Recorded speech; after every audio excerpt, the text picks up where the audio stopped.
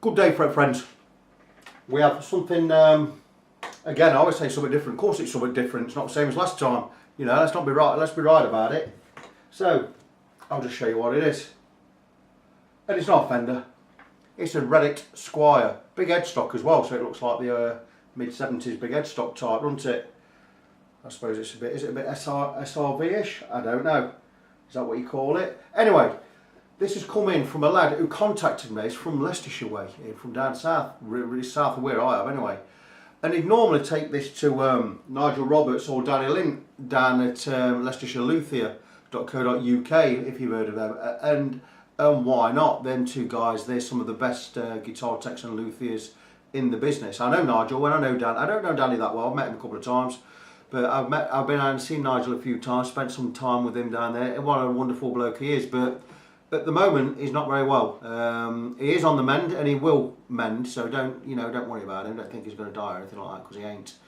But they are absolutely rushed off their feet down in Fringston at the moment. And they're not. You want to get in there, you got to wait till Christmas. So this lad has seen me on YouTube, and he thought I'll contact Mr. Christian and go and have a meet up with him. And he's come and seen me, and he's bought me this guitar up. And what a beautiful thing! And he's not paid an extortionate amount of money for it. It's a crafted in China one. It looks the business. Looks really nice. I've had it plugged in. I've played it. It's okay. 20th anniversary Squier. Very nice. Look at that. And so a nice set of tuners on there. I think for what he's paid, I know what he's paid for this. I think he's done it very well, because I've had a look at it, and he'd set it up himself, and the setup is not that bad. His intonation's bang on. His tremolo screws aren't quite right. I'll sort them out. I've had to do the radius and had to touch the intonation. The nut is not very nice at all. The slots are too high. It's a bad cut on. This is a replacement nut. It's been cut badly. It's got a hump on the G and B strings. It like humps up a bit like that. I don't know if you could see it from here, but it's not very pretty. So we're going to change that. We're going to put a black one on there. So it's going to have. Some frets need attention. Now the weedy frets, small frets, a bit low, but not too low that we can't work with them. So I've said I'm going to work with the frets. We're going to give it a fret level and a setup, I believe. Well, I don't believe it, I know it, because it's one I've recommended to him. So we're going to do that. We're going to stick a set of Ernie Ball 9s on there. We're going to put a new black graphite nut on there. And I'm going to give it one of my special setups, of which I've already more or less done the setup. It just needs a new nut and a fret level. So it's exactly what we're going to do with it. It certainly ain't going to be a long video, this one, because I myself am rushed off my feet. I'm booked up for a good few days yet, a couple of weeks yet. I've told him if I don't get this done by next week, it'll have to be the week after. It's just the way it is at the moment. It seems like all guitar techs, luthiers, whatever, all guitar repair places are all very busy at the moment, which is fantastic for us. Absolutely loving it. And you know, the more people come, the merrier. But even I've got a waiting list. I know Clive Eastwood has as well up at Beaver Guitars.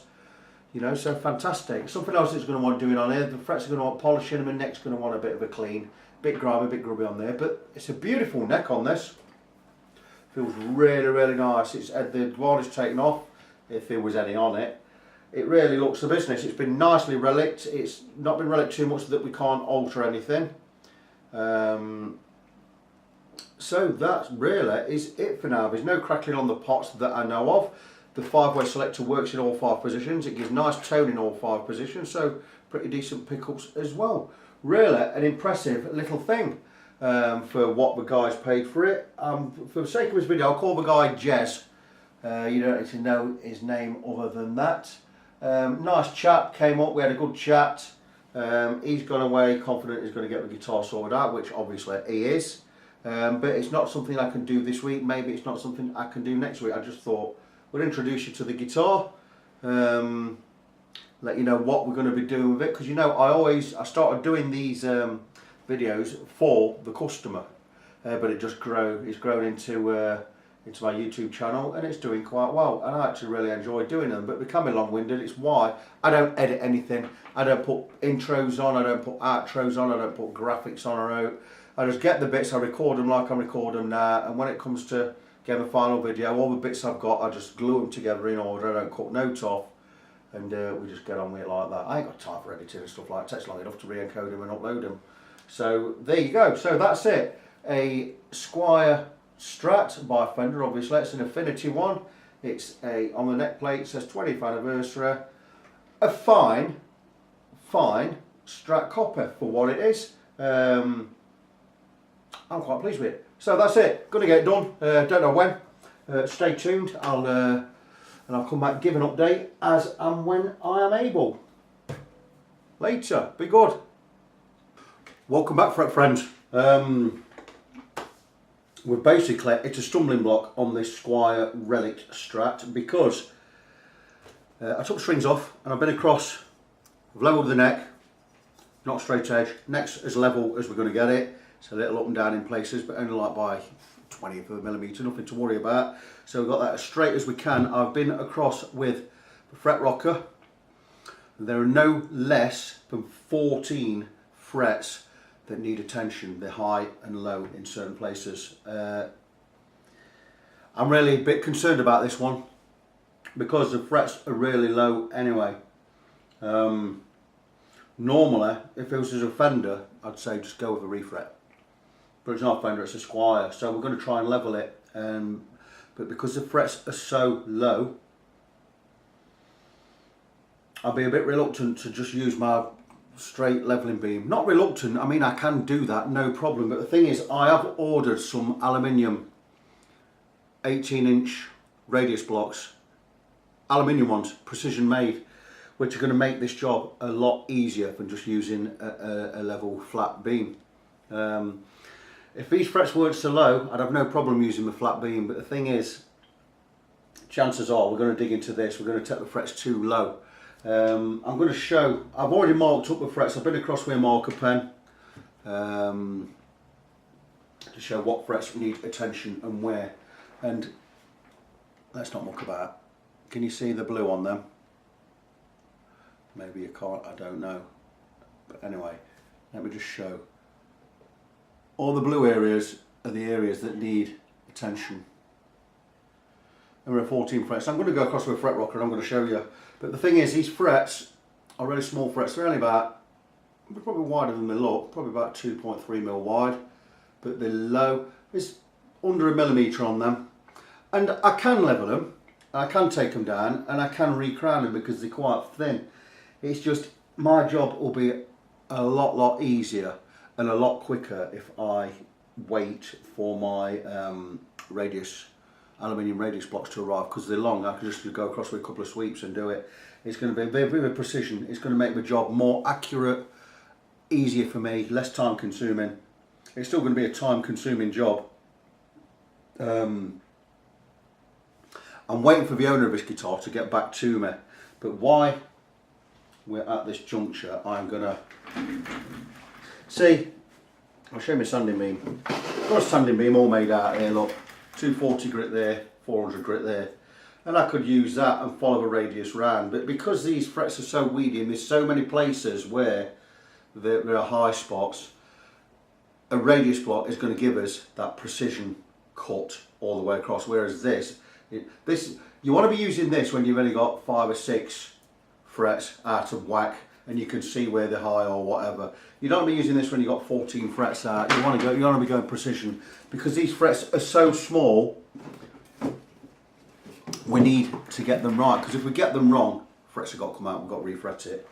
And we were trying to avoid that from the start, because money is an issue.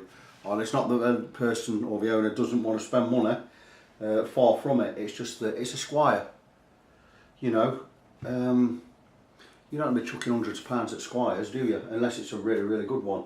So, yeah, but at the end of the day, or by the end of the day, this guitar would now have cost him 200 quid plus the fuel for getting it and fetching it. So we don't want to go into them realms. So I'm trying to keep this price modest. I'm trying to keep it as low as possible.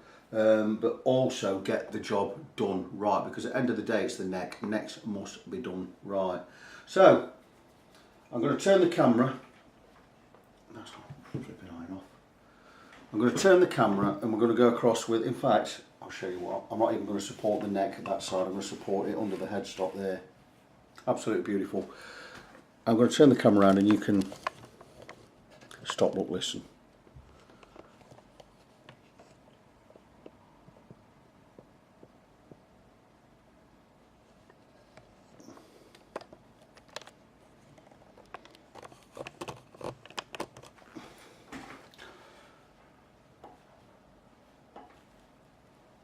There you go, so that's straight as we're going to get. Right, so, again, I've had people call me out on this, take my word for it. You shouldn't say take my word for it, you should show us. Well, let me tell you something, I'm a Christian. That aside, I'm not a liar. So when I say take my word for it, you take my word for it. And that's it. And I'm going to say no more on the matter. That neck is straight. I'm going to go across with a fret rocker, and you're going to listen out for rocking.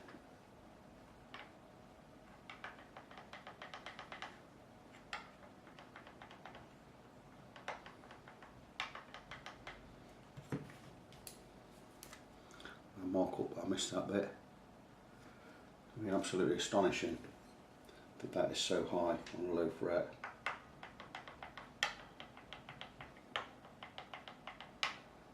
Let's do the whole fret there, that's 2.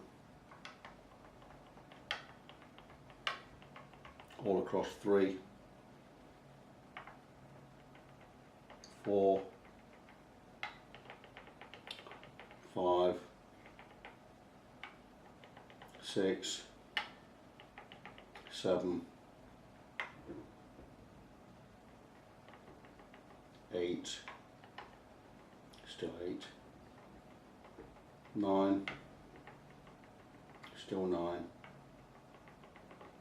10, 2 areas, 11, 12, 13, 2 areas on that, 14 frets. As a fret rocker, just to explain, I didn't explain before I did it, we always check 3 frets at a time. If we get a rock, we know the middle one is high, and we've got 4 different lengths there, so we can move it accordingly to which part, which, you know, we can just get 3 frets done. So there are 14 frets on this guitar that need leveling.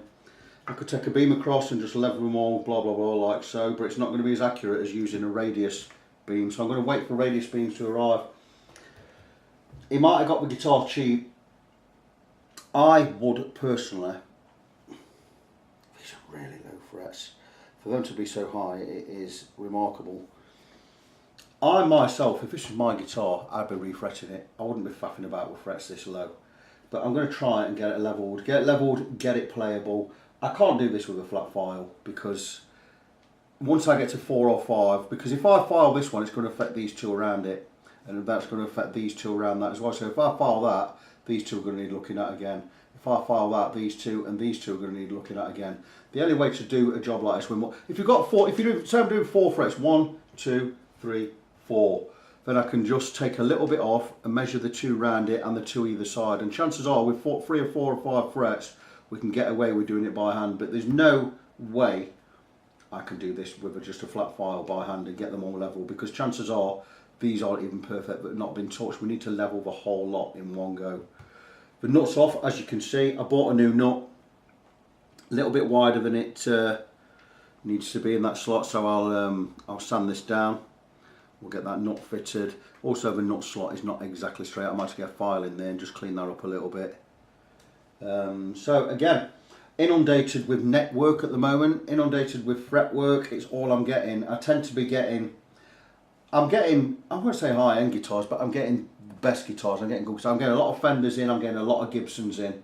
I also do get a lot of higher-end guitars in. I do Heritages, PRSs and stuff like that. I get Axis, EVH Axis guitars. But yeah, getting a lot of fret and network, and I'm seeing this more regular now. You know, I've got a Chinese made Fender which I've never read before, the Modern Player series, and the more I delve into working on that, the more I dislike it, because It's 4 years old, 5 years old, and the neck's all warm, the frets have had it, and the neck's already twisted. It's a 5-year-old guitar, so I'm all for paying that little bit extra and getting extra. But these Squiers are fine. It's just that, you know, these frets, we're going to take a lot of work. Anyway, I can't do any more work because the owner has not got back to me, so I'm going to put this back in its case. I've recommended what I think should be done with the guitar. I've recommended that I actually do... Are we zoomed in there? Nope.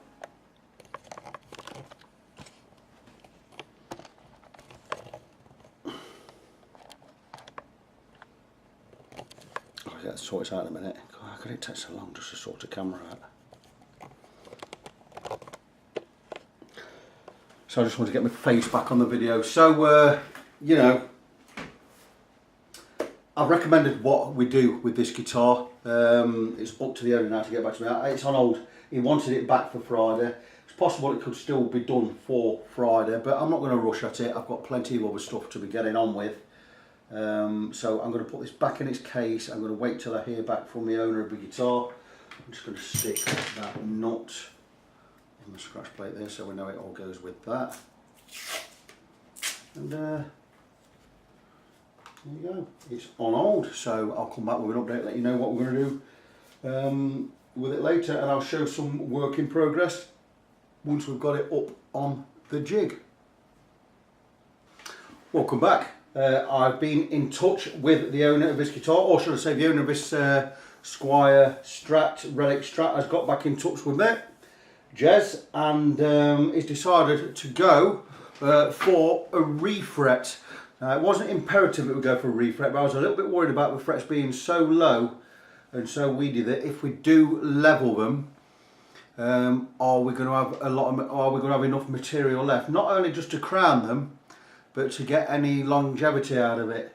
And it is my professional opinion that no, we wouldn't. It wouldn't really be worth that. So then we had to look at, was it worth spending the money on a refret, which is quite a bit more expensive in a fret level. It's more or less double the price, and you have to weigh up the options on something like this. Now you weigh up the fact that the guitar didn't cost a lot, it cost 100 quid, and it looks how he wants it to look. So is it worth spending 150 plus on a refret? And this is always up to the owner of the guitar, and he's decided he thinks it is. So we've got a new nut there, black nut he wanted, that came the other day, forgot to mention that. And we're going to have a refret, and what I've decided to do is I'm going with the same width fret wire, which is 2.3mm. I've actually ordered Hosco 2.4mm, I've ordered medium, but the height I've gone for a really high fret wire. I've gone for 1.4mm, and what I'll do when that gets here, when I do the leveling, I'll level it down to about 1.2mm. That's only, it's still going to be 0.3mm above where we are on this anyway, but it's going to give us a lot of wear, a lot of play over the years. It's 18% nickel silver fret wire.